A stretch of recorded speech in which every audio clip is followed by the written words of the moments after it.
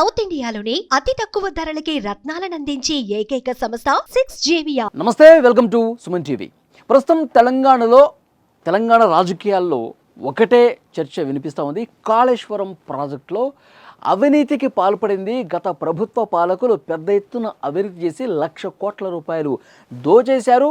కాళేశ్వరం ప్రాజెక్టుని నాసిరకంగా కట్టారు. కాళేశ్వరం ప్రాజెక్టు కూలిపోవటానికి గత పాలకుల నిర్లక్ష్యమే కారణమని చెప్పి చర్చ జరుగుతోంది. నిన్న అసెంబ్లీలో కూడా అర్ధరాత్రి వరకు దీని మీద డిస్కషన్ జరిగింది. ఈ చర్చ ముగిసే సమయంలో ముఖ్యమంత్రి రేవంత్ రెడ్డి గారు ఒక కీలకమైనటువంటి నిర్ణయం తీసుకున్నారు. ఈ ప్రాజెక్టు అంతరాష్ట్ర ప్రభుత్వాలు అలాగే కొన్ని జాతీయ సంస్థలు కూడా కలిసి ఉన్న నేపథ్యంలో కేంద్ర దర్యాప్తు సంస్థకే దీన్ని అప్పగించాలి ఈ విచారణ అని చెప్పి ఒక నిర్ణయం తీసుకున్నారు. శాసనసభ కాళేశ్వరం ప్రాజెక్టు అవకతవకలకు సంబంధించి సిబిఐకి విచారణకు అప్పగిస్తూ శాసనసభ నిర్ణయం తీసుకుంది. అదే వార్తని ఇక్కడ మనం చూస్తున్నాం. ప్రాజెక్టుపై విచారణ కేంద్ర దర్యాప్తు సంస్థకు అప్పగిస్తూ శాసనసభ నిర్ణయం. రీడిజైన్ పేరుతో కేసీఆర్ 1,00,000 కోట్లు కొల్లగొట్టారు ముఖ్యమంత్రి రేవంత్ రెడ్డి. 8B 8C నోటీసులపై కేసీఆర్ హరీష్ రావులది వితండవాదమని ధ్వజం. అర్ధరాత్రి దాటాక సాగిన సభ సీఎం ప్రకటన అనంతరం నిరవధికంగా వాయిదా పడింది. నిన్న చాలా హాట్ డిస్కషన్స్ తెలంగాణ శాసనసభలో జరిగింది.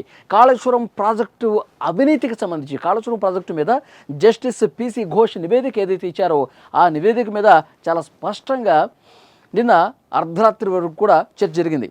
ఒకవైపు ప్రభుత్వం ప్రశ్నలు లేవనెత్తడం, దానికి ప్రతిపక్ష బీఆర్ఎస్ సమాధానాలు చెప్పడం, చాలా సందర్భాల్లో కూడా ప్రతిపక్షం అలాగే ప్రభుత్వం రెండూ కూడా చాలా సీరియస్గా వాదోపవాదాలు చేసుకుంటూ వాడివేడిగా చర్చ జరిగింది.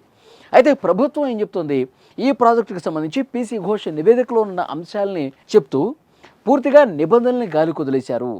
ఎక్కడా కూడా ఏవైతే నిబంధనలు పాటించాలో, తుమ్మిడిహెట్టి దగ్గర నీటి లభ్యత లేని కారణంగానే మేడిగడ్డకు మార్చామని చెప్పి చెప్తున్నారు. అందులో ఏమాత్రం వాస్తవం లేదని చెప్పి PC ఘోష్ నివేదిక చాలా స్పష్టంగా పేర్కొంది.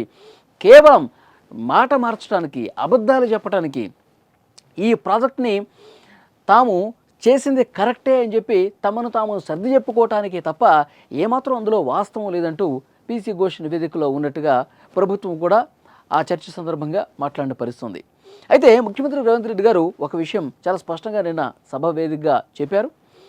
రేవంత్ రెడ్డి గారు ఏమంటారంటే NDSA నివేదిక కానీ, కాగ్ నివేదిక కానీ, విజిలెన్స్ కానీ, ఇప్పుడు PC ఘోష్ నివేదిక కానీ ఇవన్నీ కూడా చాలా స్పష్టంగా అవకతవకలు జరిగినాయి, అవినీతి జరిగింది, అధికారుల పాత్ర ఉంది, ప్రజాప్రతినిధుల పాత్ర ఉంది, వీళ్ళందరూ కూడా కుమ్మక్కైపోయి 1,00,000 కోట్ల రూపాయలు దుర్వినియోగం చేశారు, 1,00,000 కోట్ల రూపాయలు దోచుకున్నారు, కొల్లగొట్టారు, వీళ్ళని శిక్షించాల్సినటువంటి అవసరం ఉంది అని చెప్పి నొక్కి వక్కాణించినటువంటి పరిస్థితి ఉంది. దానికి కౌంటర్ కూడా బీఆర్ఎస్ ఇచ్చింది. కానీ మరి ఇప్పుడు సిబిఐకి కోర్టులో బాల్ వేసిన నేపథ్యంలో సిబిఐ చేత దర్యాప్తు జరపాలని చెప్పి శాసనసభ నిర్ణయం తీసుకున్న నేపథ్యంలో ఏం జరుగుతున్నటువంటి ఒక ఇంట్రెస్ట్ అయితే దీంట్లో కనిపిస్తోంది. ఇంకొక ముఖ్యమైనటువంటి విషయం PC ఘోష్ నివేదికలో పొందుపరిచింది. ముఖ్యమంత్రిగా ఉన్నటువంటి కేసీఆర్ గారు అడ్మినిస్ట్రేటివ్ డెసిషన్స్ తీసుకున్నారు. ఆయన ఒక రాజకీయంగా ఎగ్జిక్యూటివ్ నిర్ణయాలు మాత్రమే పరిమితం కాకుండా ప్రతి ఒక్క విషయంలో బ్యారేజీల నిర్మాణంలో కావచ్చు, అంటే క్యాబినెట్కి ఏమాత్రం ఆమోదం లేకుండా వ్యాప్కోస్కి సంస్థకి ప్రాణహిత చెవిళ్ల ప్రాజెక్టు పునరాకృతికి సంబంధించి ఒక సర్వే చేయమని చెప్తే ఆ సర్వే రిపోర్ట్ రాకముందే, వ్యాప్కోస్ నివేదిక రాకముందే క్యాబినెట్ డెసిషన్ తీసేసుకుంది. అంటే క్యాబినెట్కి ఏమాత్రం కొన్ని సందర్భాల్లో సంబంధం లేకుండా ముఖ్యమంత్రి గారి నిర్ణయాలు తీసుకోవటం, మంత్రి గారికి ఆదేశాలు ఇవ్వటం, ఇవన్నీ కూడా జరిగిపోయినాయి. అప్పుడు ఆర్థిక మంత్రిగా ఉన్నటువంటి ఈటెల రాజేందర్ బాధ్యత కూడా దీంట్లో ఉంది. హరీష్ రావు, ఈటెల రాజేందర్, అప్పుడు ముఖ్యమంత్రిగా ఉన్నటువంటి కేసీఆర్, వీళ్ళందరూ కూడా తమ సొంత నిర్ణయాలు తీసుకుని క్యాబినెట్కి ఏమాత్రం అప్రూవల్ లేకుండా, క్యాబినెట్ ఆమోదం లేకుండా ఇష్టం వచ్చినట్టుగా నిర్ణయాలు తీసుకుని, అధికారులు తీసుకున్నటువంటి నిర్ణయాల్లో కూడా వాళ్ళు చొరబడి ఇష్టం వచ్చినట్టుగా వాళ్ళు చేశారు. తెలంగాణ ఆర్థిక వ్యవస్థని కుప్పకూల్చే విధంగా 1,00,000 కోట్ల రూపాయలు దుర్వినియోగం చేసే విధంగా ఇవన్నీ జరిగినాయి. ఇవన్నీ కక్కించాల్సినటువంటి అవసరం ఉంది. వాస్తవాలు తెలంగాణ ప్రజలకు తెలియాల్సిన అవసరం ఉంది. అవన్నీ తెలియాలంటే సిబిఐతో విచారణ తప్పనిసరి. ఇప్పటి వరకు చేసినటువంటి సంస్థలు, సర్వేలు, ఇప్పటి వరకు వచ్చినటువంటి నివేదికలన్నీ చూస్తే గత పాలకుల అవినీతి చిట్టా అనేది బయటకు వస్తుంది.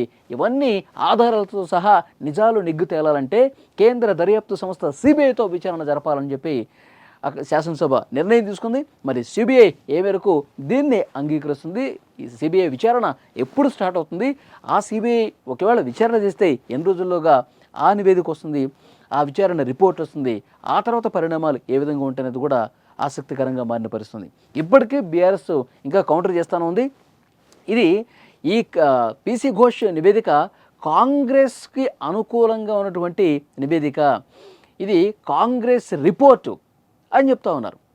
కాంగ్రెస్ తన మనసులో ఏదుందో అది ప్రతిబింబించే విధంగా, కేసీఆర్ని ఇరుకున పెట్టే విధంగా రిపోర్టు తయారు చేయమని చెప్పారు. అదేవిధంగా పీసీ ఘోష్ నివేదిక ఇచ్చినట్టు ఉంది. కానీ ఇది వాస్తవం కాదని చెప్పి బీఆర్ఎస్ కౌంటర్ కూడా ఇస్తోంది.